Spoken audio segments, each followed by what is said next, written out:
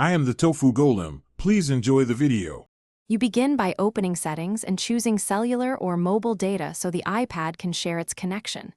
Tap Personal Hotspot and turn it on. This creates the network you'll use.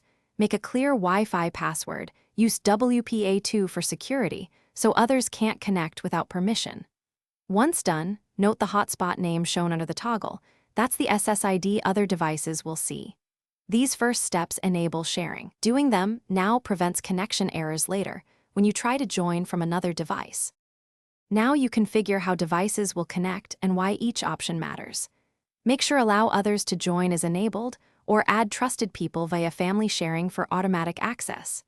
Choose Wi-Fi for simple multi-device support, Bluetooth for low power pairing, or USB for a stable single connection. Each method affects speed and battery differently. While connecting, watch the cellular signal and data usage so you don't hit limits. Once devices appear under connections, you'll know sharing is active and functioning correctly. To finish, disconnect devices you no longer need to conserve battery and data. Personal Hotspot continues until you toggle it off.